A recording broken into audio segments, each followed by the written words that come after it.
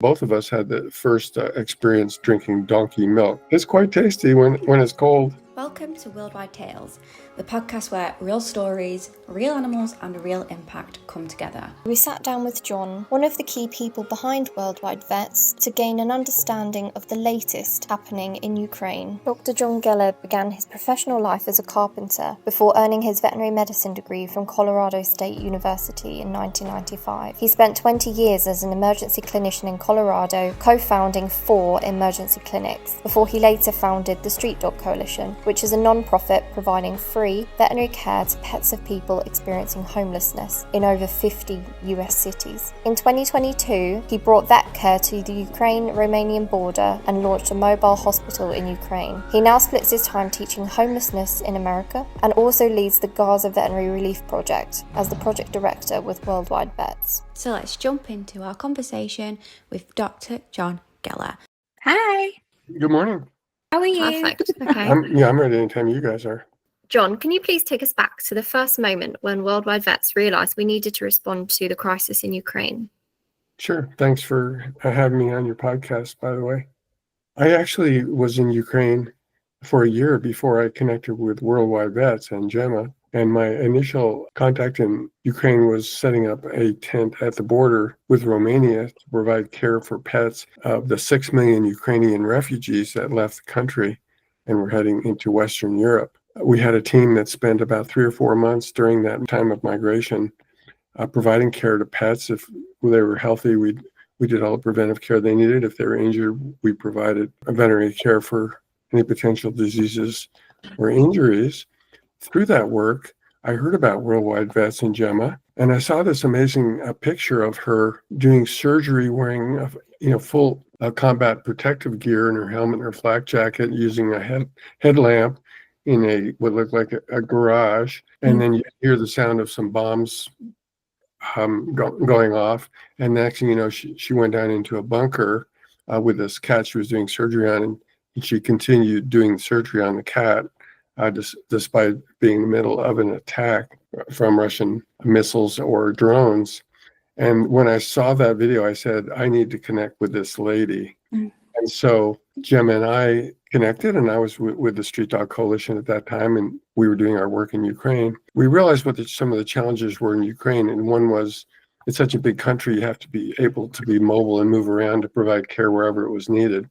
And so we came up with the idea of bringing the first mobile veterinary hospital into Ukraine and using it as a base for Worldwide Vets to continue on with this mission. And in 2023, that's exactly what happened. And it was quite an adventure getting the mobile hospital from Arizona, USA to first Southampton, UK, and then driving it all the way over to Kyiv in Ukraine. That's amazing. Yeah, that is quite the story. That is crazy. That's so surreal. I can't believe, how brave of you to be like, yes, I need to be involved in that and to go over there. Well, what's funny is I wasn't really the brave one because Gemma had to haul this. She was the one hauling this trailer across Europe. And during that time, one of the rear wheels fell off of the truck that she had to purchase to pull the trailer. And she and her partner, who's helping her drive across Europe, had to spend the night in this truck in the middle of nowhere with this trailer behind them. And it was a pretty hairy situation. And fortunately, they were actually able to find a really big tow truck to get them fixed up and on the way. So I finally did connect with her in fall of 2023 in Kyiv, and that's where adventures began with the mobile hospital. Wow. Success against all odds. Mm-hmm. Yeah, just on a side note, the first project we did was we went to a donkey farm near Kyiv where they were trying to create a sense of normalcy by opening this farm on weekends so families could come visit these donkeys and kids could get donkey rides. And it certainly doesn't sound like that was related to the war, but it was indirectly trying to keep children and things from becoming traumatized by the war by providing these normal and fun experiences. We vaccinated and dewormed about 25 donkeys, but we also both of us had the first experience drinking donkey milk. So I don't know if either of you have ever done that, but No. it's quite tasty when it's cold. We have donkeys on the front here in Blackpool. Maybe I'll just wander over one day and just see if I could buy some milk. just go, if you find a female, just try to milk it. Just ran out of milk. I need some milk, so I'll just run over to the doctor. Many, many unique experiences. Before working with Worldwide Vets in Ukraine, had you been involved in any disaster-specific work before? Not really.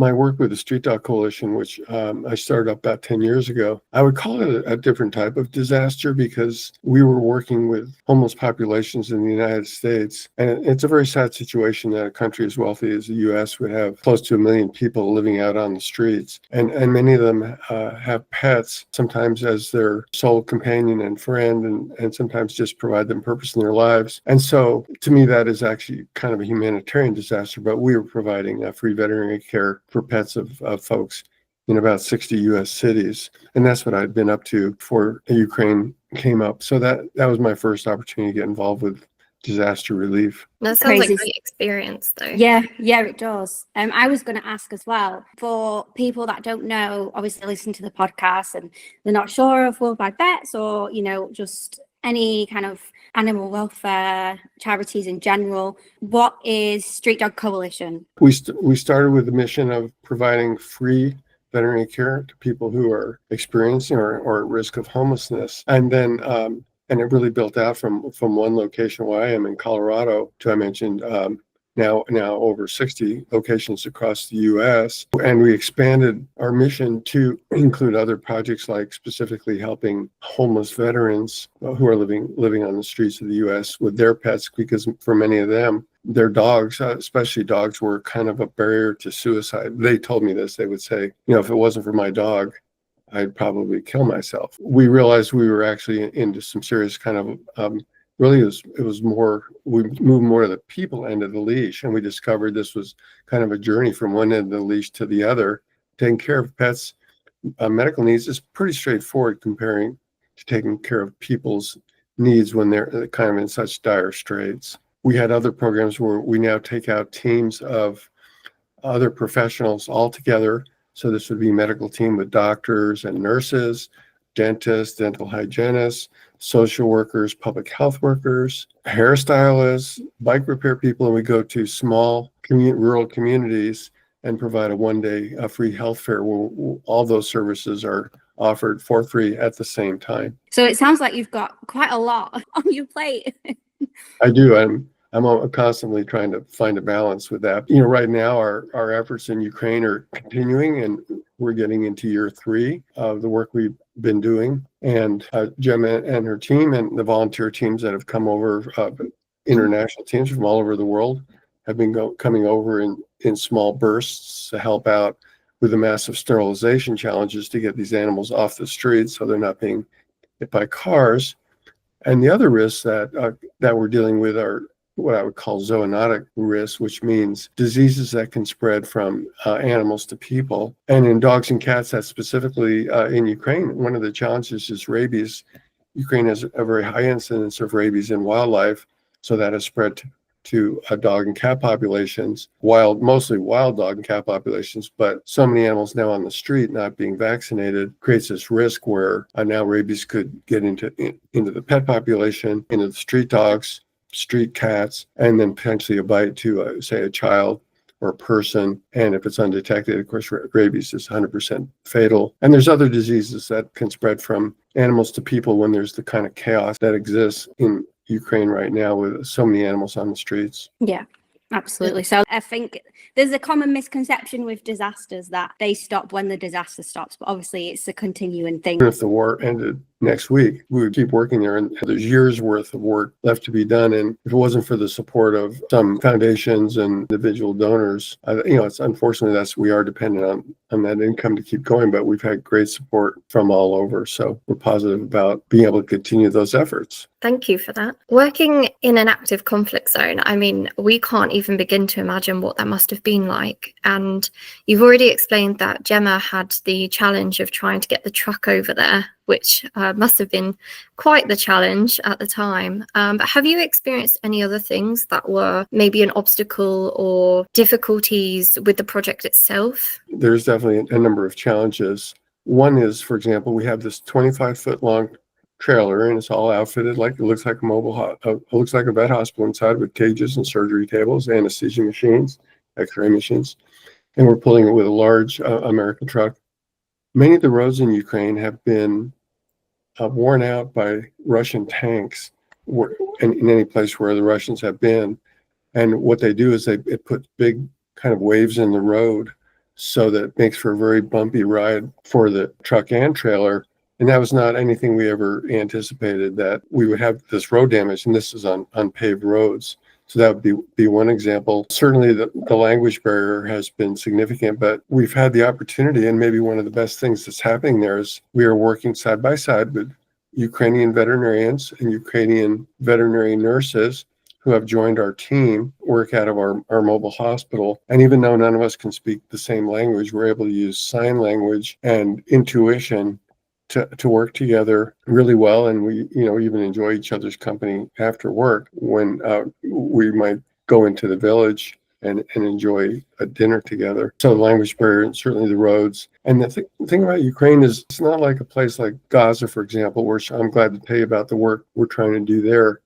It's a big country, and so these attacks are all over. No one knows when they're going to happen, and you can actually spend a fair amount of time over there and never even be involved in any or hear any sirens or bombs go off, depending where you are in Ukraine. So you just never know what's going to happen, but you do have to be ready for it. But a good part of the time, things are reasonable enough so that you can continue the work. And I think what you mentioned about the language barrier, because I think everyone in some way can relate to having times in their life when they've met someone and there's a little bit of a language barrier, how difficult it is in a situation that isn't so chaotic and dangerous.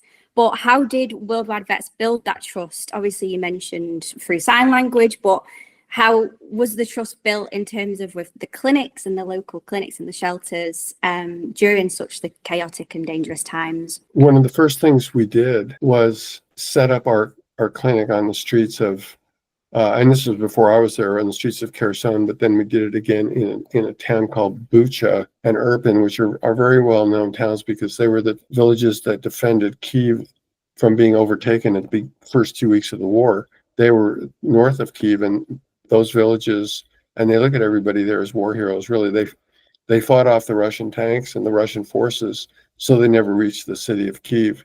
But Bucha and Irpin were utterly destroyed in this, and now they've been rebuilt. But we set up on the streets of those villages and offered free care to anybody that lived there, regardless of whether they could pay or not, because everything was free. And many of the veterinarians had closed down; they couldn't get supplies. Many of the shelters, people had to leave. They fled the country. They couldn't afford to keep them open. They were overwhelmed and flooded with dogs. So by doing that, what I call street medicine, which is kind of the common denominator to all these discussions, doing that free care for these pets is how we build trust with the community. And before we knew it, I mentioned this before earlier, but they were taking care of us and seeing anything we needed and take us out for a meal. We'd meet the mayor of the city and things like that. And we also had contact with Ukrainian soldiers who were working on the front lines. Many of them adopted a pet on the front lines, was kind of their mascot, their companion. And if anything would happen, this might be a little kitten or it might be a large German Shepherd dog. They would bring the dogs back from the front lines to get veterinary care. And so sometimes they came to our hospital and we'd patch up the animal, whatever it needed, and then they would take it back out to the front lines. And so we were able to build trust that way as well. And then one of the other things that we did is at the very beginning, I was able to get a donation of an ultrasound machine. And the larger machines are pretty expensive, but we got a donation from one of our donors. And we took it over there from the US, and we went to a clinic that we had been in touch with, and we gave them this ultrasound machine. And then we built trust with them as well. And then they started sending over veterinary teams to our mobile hospital to help us with all these sterilization surgeries. So that's how we got started with our relationship with the local veterinarian. So we had all these relationships going. Trust means you say you're going to do something and you do it. And that's what we did. Yeah. I think it's great to know that it goes past just one area or just one country. It's everybody's collaboration together and the trust that you build whilst doing that work, whilst having that passion. And for our mission, that makes it feel so rewarding and unique as well at the same time. So I think it is really lovely to hear that we can all connect through saving animals, and helping people on a massive scale. So in terms of that, there's so many different charities and organizations who offer animal welfare support. So in your opinion, Jon, what would you think that makes us different from every other charity? I think I would say that we are people of action. And then it kind of goes back to the trust piece, meaning, and I'm not trying to separate us because there's many other great organizations, but we are boots on the ground, and I don't mean it in a military sense. We are on the streets. We are the front lines of animal rescue and animal welfare in countries like Ukraine. And we're bold too, because we are working in places like Kherson, which are extremely dangerous. And Gemma can share stories of how she's been right across the river from Russian forces, literally on the front lines. And I think they fired off a few rounds at her when they saw her. So, and that's where we're doing a lot of work. And there have been regular bombings in that area where we're working. One of the really good stories that came out of this is we met a Ukraine veterinarian named Olha, who I hope you'll be speaking to later, happened to just wander down the street and find our mobile hospital and started volunteering with us. And then we ended up hiring her on his salary as our Ukrainian veterinarian. Of course, she helped break the language barrier. And so she has been and still is working full-time at our clinic. And her home, where she lived with her parents and their cat, got blown up by Russian missiles, and there's pictures of that. And luckily, even though their home was destroyed, neither she or her parents or their cat were injured because they weren't in the house at that time. So I guess I would say some boldness and some action and pushing on through whatever adversity comes up. But I would also just say that in some ways, we're not necessarily different from other organizations. It's just that we are a very action-oriented group, so we don't talk about things so much as we do them. I think it's lovely that everybody is connected by this one thing, this one care and passion for animals. So to connect you to our readers more personally, and our listeners, has there been one story, one animal, or one person that you've encountered in Ukraine that's really stayed with you? Well, there's definitely been a number of encounters that I remember, but one was at a place called Syria Shelter, and that is a very large dog shelter and cat shelter north of Kyiv, and they are the largest dog shelter in the world, with over 3,500 dogs living there in well-run shelter and with good conditions for the dogs. They are living in outside runs, and I think they're actually happier outside than being inside in a kennel. The cats are inside, and it, as you can imagine, is quite loud there with 3,500 dogs. Anytime something happens, they all start barking, like somebody just moves the dog. The one dog actually lives on the roof, and the dog just likes to live on the roof. While I was there, I met a Ukrainian dog handler, military dog handler, who had been involved with some encounters with the Russians on the front lines. And he was handling a dog that's called an alibi dog. And that's basically a Ukrainian guard dog that they typically use to guard sheep. It's a very large, light-colored dog with long hair. And they also used as military working dogs. And when I saw this dog, he looked very depressed to me. And he was just laying there and not very responsive. And the Ukrainian military dog handler was able to speak some English and explain to me that this dog had been on the front lines and working with one soldier who was his master, basically. He watched his master get killed by Russian bullets on the front line. He was shot and died, and the dog charged across a field and actually jumped on and killed the Russian soldier that had the rifle that had killed his master. And then the dog actually killed another soldier that was next to him, and then somehow was able to escape. But this dog had been traumatized in serious ways, and you could, I mean, it's just like PTSD that we see with our military. And so that definitely stuck with me, the story about this dog, and then actually seeing how depressed he was. Yeah, I think that's going to stay with the rest of us too. What a brave dog. Yeah, very brave. It's not even that makes you think it's not just the people it affects, it is the animals it affects as well. It affects everybody. Yeah, it really does.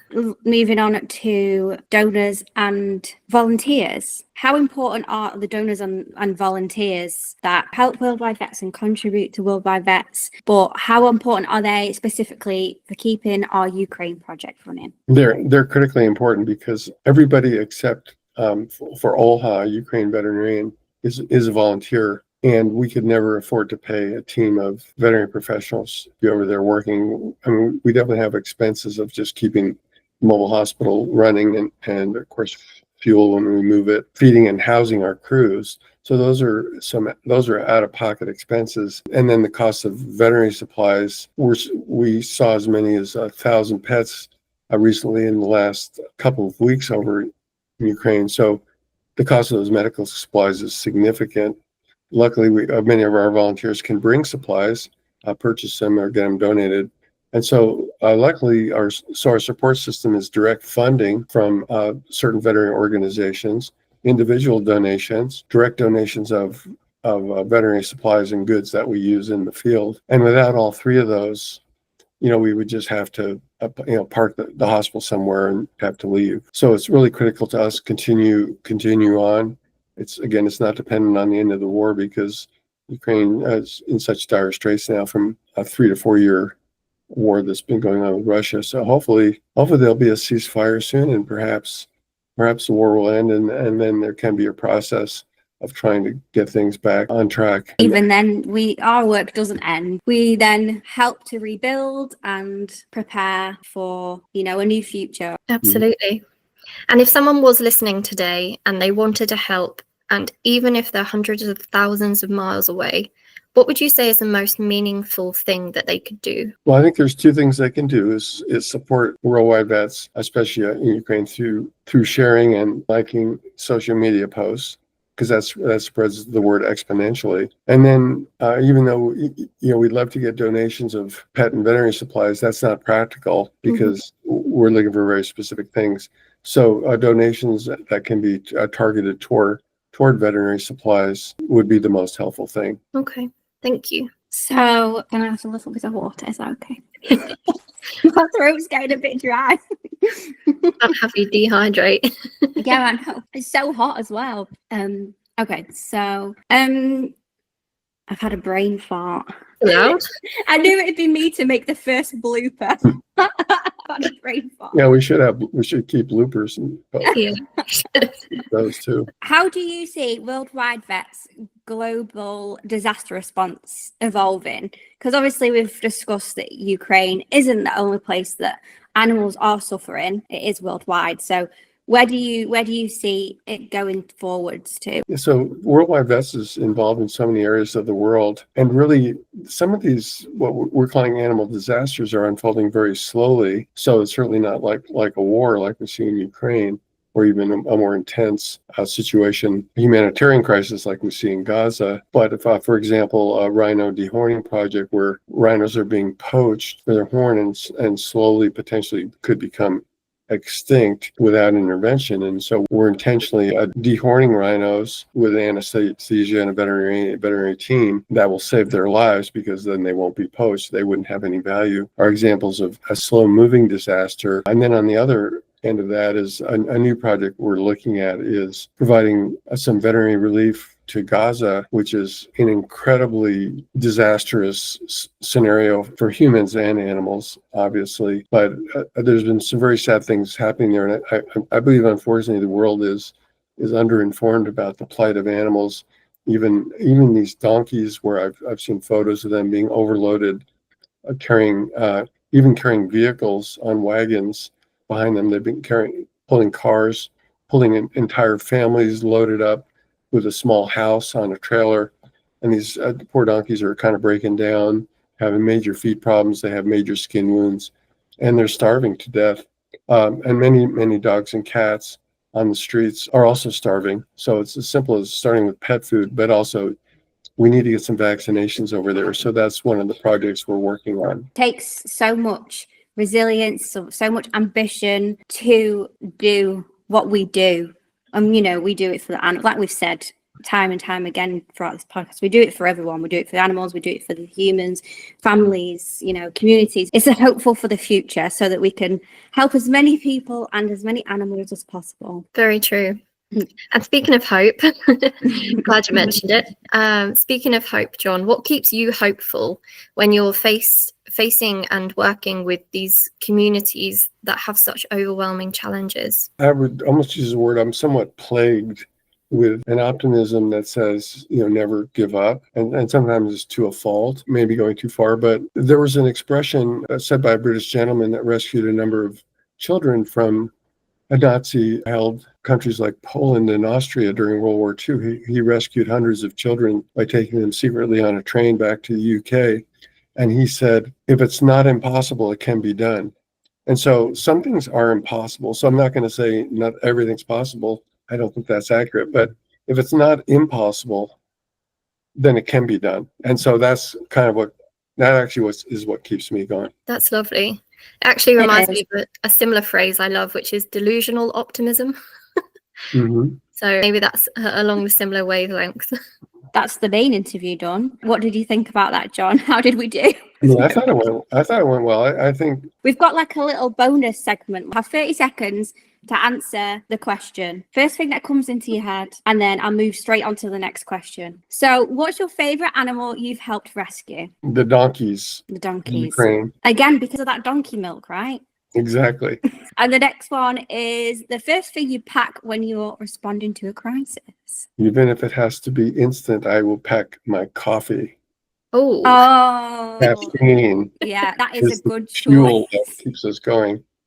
Yeah, I can't function without it. Coffee addict. I'm a coffee addict. Can you describe the spirit of the Ukraine project team in one word?